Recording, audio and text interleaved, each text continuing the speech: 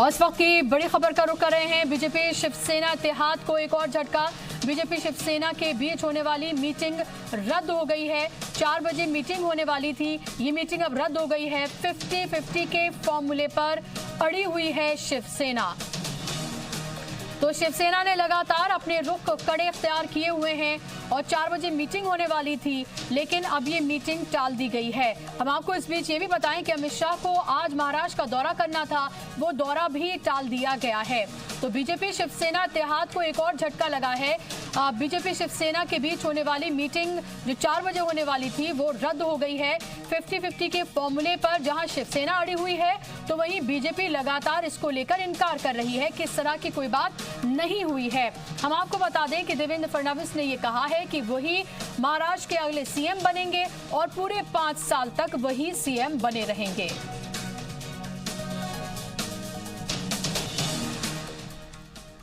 और इस वक्त की एक और बड़ी खबर का रुख कर रहे हैं। जम्मू कश्मीर के पुलवामा में बड़ा दहशतगर्दाना हमला हुआ है। सिक्योरिटी फोर्सेस की पेट्रोलिंग पार्टी पर दहशतगर्दों का हमला। सिक्योरिटी फोर्सेस ने इलाके को घेरा है और ऐसे वक्त में ये हमला हुआ है जब ईयू के अराकीन पार्लियामेंट वहां पर विजिट के लिए गए हुए हैं, हालात देखने के लिए जम्मू कश्मीर वहां पर वो पहुंचे हुए हैं। और ऐसे में कल भी हमला किया गया था। कल भी एक तरह से हम आपको ये बताएं कि लोग इसमें जख्मी हुए थे और आज हम आपको बताएं कि जम्मू कश्मीर के पुलवामा में ये बड़ा दहशतगर्दाना हमला हुआ है। सिक्योरिटी फोर्सेस की पेट्रोलिंग पार्टी पर दहशतगर्दों ने ये हमला किया है और सिक्योरिटी फोर्सेस ने इलाके को फिलहाल घेर लिया है। सख्त और कड़े इंतजामात किए गए थे सिक्योरिटी के ऐसे वक्त में जब ईयू के अराकीन पार्लियामेंट जम्मू कश्मीर के दौरे पर हैं, वहां के हालात का जायजा लेने के लिए। और इस बीच जम्मू कश्मीर के पुलवामा में बड़ा दहशतगर्दाना हमला हुआ है। सिक्योरिटी फोर्सेस की जो पेट्रोलिंग पार्टी है उस पर दहशतगर्दों ने हमला किया है। सिक्योरिटी फोर्सेस ने फिलहाल पूरे इलाके को घेर लिया है।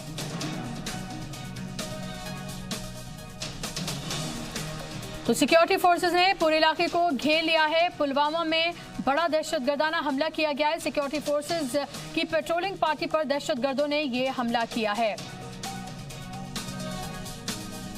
और ऐसे वक्त में ये हिमाकत की गई है, ये हमला किया गया है जब ईयू के अराकीन पार्लियामेंट वहां पर मौजूद हैं। जम्मू कश्मीर के दौरे पर वो लोग गए हुए हैं ये जानने के लिए कि जम्मू कश्मीर में हालांकि हालात जो हैं वो किस तरह के हैं।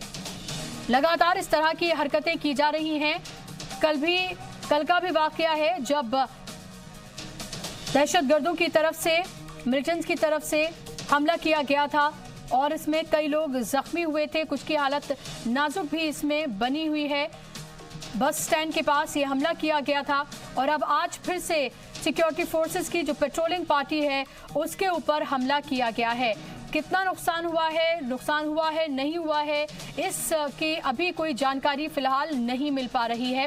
लेकिन फिलहाल की जानकारी के मुताबिक जम्मू कश्मीर के पुलवामा में बड़ा दहशतगर्दाना हमला हुआ है। सिक्योरिटी फोर्सेस की पेट्रोलिंग पार्टी है जिस पर यह हमला किया गया है और फिलहाल सिक्योरिटी फोर्सेस ने पूरे इलाके को घेर लिया है। इस वक्त की बेहद अहम खबर हम आपको बता रहे हैं। ये हमला किया गया है सिक्योरिटी फोर्सेस की पेट्रोलिंग पार्टी पर और इस वक्त उस पूरे इलाके को घेर लिया गया है। और इस पर ज्यादा जानकारी के साथ जी मीडिया रिपोर्टर खालिद हुसैन जुड़ गए हैं फोन लाइन पर। खालिद, ताजा अपडेट क्या है?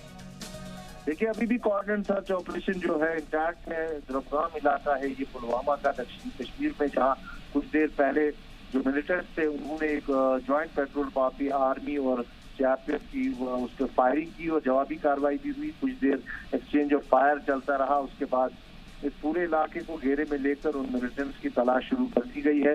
दरअसल एक हायर सेकेंडरी स्कूल था द्रबगाम में जहाँ पर ये तैनात थे सिक्योरिटी फोर्सेस और वो वहाँ पे नॉर्मल जो रूटीन सिक्योरिटी ग्रिड है उसकी के लिए तैनात किए गए थे। लेकिन मिलिटेंट्स ने दूर से उन पर हमला किया और जवाबी कार्रवाई हुई, एक्सचेंज ऑफ फायर हुआ। लेकिन इस वक्त अगर हम उस जगह की बात करें तो वहां पर कोऑर्डिनेट सर्च ऑपरेशन लॉन्च किया गया है ताकि जो मिलिटेंट्स है जिन्होंने फायर किया है उनको लोकेट किया जाए। जी, किसी तरह की कोई नुकसान की कोई खबर? जी, फिलहाल कोई नुकसान नहीं हुआ है। किसी सुरक्षा बल के जख्मी या हताहत होने की कोई खबर नहीं है। लेकिन ये जरूर है कि मिलिटेंट्स की प्रेजेंस वहां देखी गई है। क्योंकि उनने फायर खोला है ज्वाइंट पेट्रोलिंग पार्टी पर, इसका जवाब भी दिया गया है और अभी तलाशी अभियान जो है जारी है। और खालिद, ऐसे वक्त में तमाम हरकतें की जा रही हैं। कल की बात करें और आज की बात करें, जब EU के जो अराकीन पार्लियामेंट हैं वो वहां पर पहुंचे हुए हैं विजिट के लिए, तो कहीं ना कहीं से दिखाने की कोशिश की जा रही है कि भाई हालात जो हैं वो ठीक नहीं है। बिल्कुल, ये इसी सिमत से देखा जा रहा है। कल भी हमने देखा सोपोर में जो ग्रेनेड हमला हुआ जिसमें करीबन 19 लोग घायल हुए। रात में एक ट्रक ड्राइवर जो उधमपुर के कटरा का रहने वाला था, वो मेवा लोड कर रहा था दक्षिणी कश्मीर के बजवाड़ा इलाके में, उसको भी गोली मार दी गई। और आज ये हमला हुआ है कई जगहों पर। अगर हम बात करें, आज सुबह से ही दक्षिणी कश्मीर के कई इलाकों में, शोपियान पुलवामा में पत्थरबाजी भी देखने को मिली है। डाउनटाउन श्रीनगर में भी, चांदपुरा में वहाँ पत्थरबाजी देखने को मिली है। और इन सब बातों से यही स्पष्ट होता है कि सब कुछ सामान्य नहीं है, ये दिखाने की कोशिश की जा रही है। लेकिन इसके बावजूद जो है यूरोपियन डेलीगेशन यहाँ पहुंचा है। वो उससे पहले सेना के प्रमुख ऑफिसरों से बात की है, उनसे फीडबैक लिया है और अब वो यहाँ होटल ललित में जो प्राइवेट डेलीगेशन हैं उनसे भेंट कर रहे हैं इस वक्त। इससे पहले वो बीजेपी के प्रतिनिधि मंडल से मिले और उसके बाद जनता दल यूनाइटेड उनके लोगों से मिले। और अब कुछ सिविल सोसाइटी के मेंबर हैं जो विभिन्न जगहों से यहाँ आए हैं। और अभी हमने कई गाड़ियां देखी हैं जो होटल के भीतर चली गई है, वहाँ वो मुलाकात करेंगे डेलीगेशन के लोगों से, उनसे फीडबैक लेंगे। जी, बहुत शुक्रिया खालिद आपका इस तमाम जानकारी के लिए। तो हम आपको बताएं कि कल सोपोर में भी दहशतगर्दाना हमला हुआ था, 19 लोग इसमें जख्मी हुए थे। दहशतगर्दों ने बस स्टैंड के पास ही ग्रेनेड फेंका था जिसमें 19 लोग जख्मी हो गए थे। और आज फिर से पुलवामा में सिक्योरिटी फोर्सेस की जो पेट्रोलिंग पार्टी है उस पर ओपन फायर किया गया है। हालांकि इसमें कोई भी जानी और माली नुकसान नहीं हुआ है। पूरे इलाके को कॉर्डन ऑफ कर दिया गया है। जवाबी कार्रवाई भी सिक्योरिटी फोर्सेस की तरफ से की गई है। महाराष्ट्र में सीएम की कुर्सी को लेकर बीजेपी शिवसेना के बीच तकरार लगातार बढ़ती ही जा रही है। बीजेपी और शिवसेना के बीच तीखी बयानबाजी शुरू हो गई है। वहीं शिवसेना लगातार बीजेपी को घेरने की कोशिश में लगी है। इस बीच महाराष्ट्र के सीएम देवेंद्र फडणवीस ने कहा है कि शिवसेना के साथ 2.5 साल के लिए सीएम जैसी कोई बात नहीं हुई थी। फडणवीस ने साफ किया है कि अगले 5 साल तक वो ही महाराष्ट्र के सीएम रहेंगे। वहीं संजय राउत ने फडणवीस के बयान को झूठा बताया, जबकि बीजेपी के राज्यसभा रुकन संजय काकड़े ने यह दावा किया है कि शिवसेना के 56 में से 45 एमएलएज बीजेपी के राब्ते में हैं। मुख्यमंत्री साहब ने यह स्पष्ट कहा है, उसमें उद्धव जी ने भी कहा है और वहां अमित शाह जी वहां साक्षीदार रूप में बैठे हैं, विटनेस के रूप में। ये कहा है सीएम साहब ने हमारे कि विधानसभा में जो भी होगा सत्ता और पदों का जो बंटवारा है, जो वाटप है, वो आधा आधा होगा। उसका मतलब आप समझ लीजिए। और वहीं महाराष्ट्र के सीएम देवेंद्र फडणवीस ने रियासत में सरकार बनाने के लिए किसी भी प्लान बी से साफ तौर पर इनकार कर दिया है। सरकार बनाने के लिए शिवसेना से रस्मी और गैर रस्मी बातचीत जारी रहेगी। कल अमित शाह का मुंबई जाने का जो दौरा था वो भी टल गया है।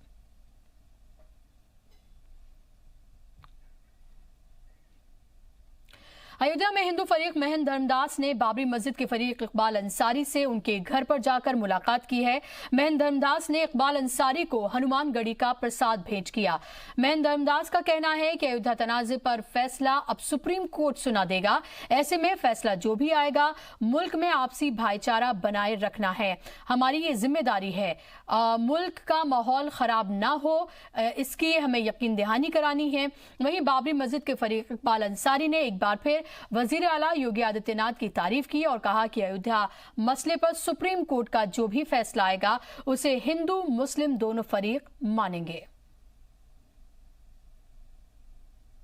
समाज में सबके अलग अलग दायित्व है। हम कोर्ट के दायित्व लेकर के हम आर्डर लिखने लगे, ये तो ठीक है नहीं। इसलिए कोर्ट में क्या आता है आने दीजिए। हम लोग चाहते हैं कि सौहार्द बना रहे और बहुत शांतिपूर्ण ढंग से राम मंदिर बने।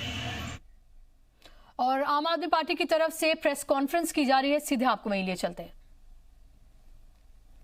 देश की बाकी सरकारें भी चाहती हैं कि देश का जीडीपी बढ़े, देश में इकोनॉमिक डेवलपमेंट बढ़े।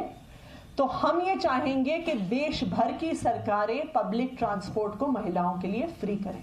ये देश भर की सरकारों के लिए हमारा आज ये चैलेंज है। दूसरा जो एक बहुत महत्वपूर्ण मुद्दा है कि महिलाएं एक कारण इसलिए है जो बाहर नहीं निकलती हैं क्योंकि वो सेफ नहीं महसूस करती हैं। जब बस ट्रैवल फ्री होता है, पब्लिक ट्रांसपोर्ट फ्री होता है, सेफ्टी का सबसे महत्वपूर्ण जरिया तब होता है जब ज्यादा महिलाएं पब्लिक डोमेन में आती हैं। तो बस ट्रैवल फ्री होने की वजह से महिलाओं की संख्या भी बढ़ेगी पब्लिक स्पेसेस में। सेकंड, आज से हर बस में एक बस मार्शल भी तैनात किया गया है कि अगर किसी भी महिला के साथ किसी भी प्रकार की बदतमीजी हो तो तुरंत एक्शन लिया जाएगा। तो दिल्ली में बसें, दिल्ली में पब्लिक ट्रांसपोर्ट ना सिर्फ महिलाओं के लिए मुफ्त पर महिलाओं के लिए सुरक्षित भी किया गया है, जो दिल्ली की डेवलपमेंट के लिए एक बहुत महत्वपूर्ण कदम साबित होगा। और हम उम्मीद करते हैं कि जिस तरह से दिल्ली ने इसमें पहल ली है महिलाओं के सशक्तिकरण के लिए, देश की इकोनॉमिक डेवलपमेंट के लिए, बाकी सब राज्य भी ऐसी पहल जरूर करेंगे। अब एक दूसरा महत्वपूर्ण मुद्दा है जिस पे दिलीप जी अपनी बात रखेंगे। नमस्कार दोस्तों, आज के इस लैंडमार्क इनिशिएटिव के बाद जो दूसरी सबसे महत्वपूर्ण चीज चर्चा में है वो है दिल्ली का प्रदूषण, जिसके ऊपर भारतीय जनता पार्टी की सरकार, भारतीय जनता पार्टी की विचारधारा से पोषित लोग और उनके नेताओं की ओर से जो सियासत हो रही है, आंकड़े दरअसल उससे कुछ अलग कहते हैं। आप समझने की कोशिश करिएगा, दिल्ली की सरकार की ओर से जितने भी प्रयास हो सकते हैं, एक भी। खबरों में आगे बढ़ेंगे। मध्य प्रदेश के रीवा में नामालूम हमलावर आरएसएस कारकुनान के भाई का कत्ल करके फरार हो गए। गोविंदगढ़ में दुकान में घुसकर धारदार हथियार से गला रेत कर कत्ल किया गया। कत्ल के बाद से पूरे इलाके में सन्नाटा है। वहीं पुलिस मामले की जांच में जुटी है। मध्य प्रदेश में इसके पहले भी आरएसएस कारकुनान का कत्ल हो चुका है। आजकल 370 हटाए जाने के बाद पहली बार कोई बैनुल अक़वामी डेलीगेशन कश्मीर के दौरे पर पहुंचा। यूरोपीय यूनियन डेलीगेशन के कश्मीर दौरे को लेकर कांग्रेस समेत अपोजिशन जमात के कई पार्टीज ने सवाल उठाए हैं। सुबह 8 बजे यूरोपियन यूनियन के 27 एमपी जम्मू कश्मीर के लिए दिल्ली से रवाना हुए। इस दौरे का मकसद वादी कश्मीर के हालात को जानना है, लेकिन ईयू एमपीज का ये दौरा अपोजिशन जमात के गले नहीं उतर रहा है। कांग्रेस समेत अपोजिशन की दीगर पार्टीज ने इस मसले पर मोदी सरकार को घेरा है। कांग्रेस लीडर राहुल गांधी ने पीर को ही इस मसले पर मरकजी सरकार को घेर लिया। राहुल ने पूछा कि जब हिंदुस्तानी रुकने पार्लियामेंट या लीडरान को जम्मू कश्मीर नहीं जाने दिया जा रहा है तो ईयू एमपीज को ये परमिशन कैसे मिल गई। राहुल ने ट्वीट कर लिखा कि इसमें काफी कुछ गलत है। न सिर्फ राहुल गांधी बल्कि कांग्रेस पार्टी और अपोजिशन के कई लीडर्स ने इस मसले पर मोदी सरकार को आड़े हाथों लिया। बीजेपी के लीडर्स ने अपोजिशन के सवाल का जवाब दिया और कहा कि कश्मीर पर पाकिस्तान के झूठ को बेनकाब करने के लिए ईयू डेलीगेशन को कश्मीर जाने की इजाजत दी गई है ताकि दुनिया को सच्चाई का पता चल सके। आपको बता दें कि सिर्फ अपोजिशन ही नहीं, जब ईयू डेलीगेशन के कश्मीर दौरे की बात सामने आई तो इस पर सवाल उठाने वालों में सबसे पहले सुब्रमण्यम स्वामी थे। बीजेपी के राज्यसभा एमपी स्वामी ने कहा कि वजारत खारजा की जानिब से इस दौरे की इजाजत देना हिंदुस्तान की पॉलिसी के खिलाफ है। ब्यूरो रिपोर्ट, जी मीडिया। जम्मू कश्मीर का खुसूसी दर्जा खत्म किए जाने के बाद से ही दहशतगर्द बौखलाए हुए हैं।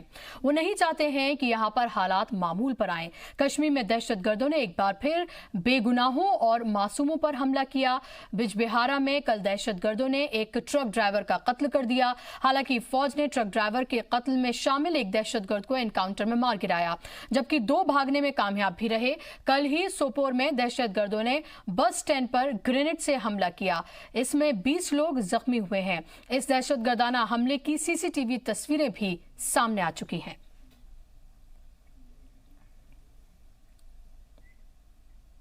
कश्मीर में परेशान दहशतगर्द अब पावर ट्रांसमिशन सिस्टम को निशाना बना रहे हैं। देखिए यह खुसूसी रिपोर्ट।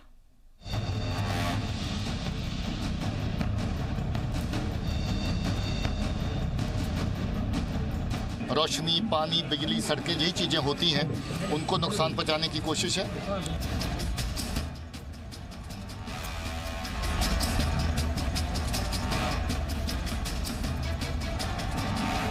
लेकिन अगर वो टावर कट जाता तो निसंदेह ही पूरी कश्मीर घाटी जो है कई दिनों तक अंधेरे में चली जाती और जितनी भी बिजली पर चलने वाले यूनिट्स हैं वो बंद हो जाते और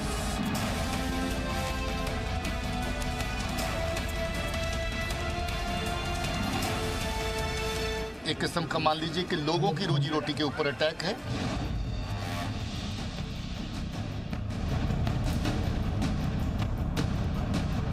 आम कश्मीरियों और दूसरी रियासत से आए ट्रक ड्राइवरों को निशाना बनाने के बाद अब दहशतगर्द कश्मीर को अंधेरे में धकेलने की साजिश रच रहे हैं। इसके लिए दहशतगर्द पाकिस्तान के इशारे पर वादिया कश्मीर में बिजली के ट्रांसमिशन टावर को काटने की खतरनाक साजिश कर रहे हैं, जिससे आम लोगों के साथ साथ जम्मू कश्मीर की इकोनॉमी पर चोट पहुंच सके। दहशतगर्दों ने जनूबी कश्मीर के शोपियां में 2 बिजली के ट्रांसमिशन टावर काटने की नाकामयाब कोशिश की है। यहां के चितरगाम में दहशतगर्दों ने गैस कटर से बिजली के इन टावरों को काटने की कोशिश की, लेकिन उनको बीच में छोड़कर जाना पड़ा। 2 ट्रक ड्राइवरों के कत्ल के बाद सिक्योरिटी फोर्सेस के चलाए गए सर्च ऑपरेशन के दौरान दहशतगर्दों की टावर काटने की साजिश का इंकशाफ हुआ है। दहशतगर्दों ने 440 मेगावाट बिजली के इन टावरों को नीचे से काटने की कोशिश की है। गैस कटर्स के जरिए इन टावर्स को जो है काटने की कोशिश की गई है। 2 ऐसे बड़े टावर्स थे जिन्हें गैस कटर के कारण जो है काटने में मिलिटेंट्स ने कोशिश की थी, लेकिन इससे पहले कि उसको काट लेते उनका गैस कटर जो है उसमें कुछ खराबी आ गई और वो टावर नहीं काट पाए। लेकिन अगर वो टावर कट जाता तो निसंदेह ही पूरी कश्मीर घाटी जो है कई दिनों तक अंधेरे में चली जाती और जितनी भी बिजली पर चलने वाले यूनिट्स हैं वो बंद हो जाते और कश्मीर में लगभग कारोबार जो है ठप हो जाता। जानकारों का मानना है कि अगर दहशतगर्द बिजली के टावर काटने के अपने मंसूबों में कामयाब हो जाते तो पूरी वादी में अंधेरा छा जाता। इतना ही नहीं, लोगों के काम धंधों पर इसका असर पड़ता। पुलिस के मुताबिक काटा गया tower power grid corporation of India limited का है और ये एक मेन ट्रांसमिशन लाइन है जो वादी को उत्तरी ग्रिड से जोड़ती है। कश्मीर में दहशतगर्द अपनी इस नई साजिश से न सिर्फ आम लोगों को दिक्कतों में डाल रहे हैं, बल्कि बिजली पानी के बगैर लोगों को काफी परेशानी हो और दहशतगर्द सिर्फ इसी नापाक कोशिश में लगे हुए हैं। जिसको टावर को डैमेज करने की कोशिश की गई वो भी एक मान लीजिए यही है कि जहां नुकसान पहुंचा करके इसको लोगों को ये सुविधाएं हैं जिसमें रोशनी, पानी, बिजली, सड़कें यही चीज़ें होती हैं, उनको नुकसान पहुंचाने की कोशिश है। 2015 में दहशतगर्दों ने श्रीनगर और शुमाली कश्मीर में कई मोबाइल टावरों को निशाना बनाया था, लेकिन बाद में सिक्योरिटी फोर्सेस ने इन वारदात में शामिल सभी दहशतगर्दों का सफाया कर दिया था। माना जा रहा है कि बिजली के इन टावरों को काटने की साजिश करने वाले दहशतगर्दों को जल्द ही उनकी मंजिल पर पहुंचा दिया जाएगा। हालांकि जम्मू कश्मीर के डीजीपी दिलबाग सिंह ने कहा है कि लोगों की रोटी रोजी को नुकसान पहुंचाने की साजिश कर रहे दहशतगर्दों की पहचान हो चुकी है। मिलिटेंट्स जो पाकिस्तान की एजेंसीज के इशारे पर इस काम पे लगे हुए हैं कि किसी न किसी तरीके से एक किस्म का मान लीजिए कि लोगों की रोजी रोटी के ऊपर अटैक है। हम लोगों ने इसकी तफ्तीश जो है उसमें ये आइडेंटिफिकेशन हो चुकी है, अभी हम डिस्क्लोज नहीं करेंगे और उसमें हमें मालूम है कि कौन कौन लोग इसमें इन्वॉल्व हैं। टावर काटने की कोशिश पर power grid corporation of India limited ने केस दर्ज करवाया है। जम्मू कश्मीर से आर्टिकल 370 को हटाए जाने के बाद पाकिस्तान वादिया कश्मीर में दहशत फैलाने के लिए नई नई साजिशें रच रहा है, लेकिन हमारी सिक्योरिटी फोर्सेस उसकी हर नापाक साजिश को कामयाब नहीं होने दे रही। खालिद हुसैन, जी मीडिया, शोपियां। पीएम नरेंद्र मोदी ने सऊदी अरब दौरे की खास अहमियत है और भारत के लिए ही नहीं सऊदी अरब के लिए भी ये अहम मौका है। तफसील से बताएंगे आपको।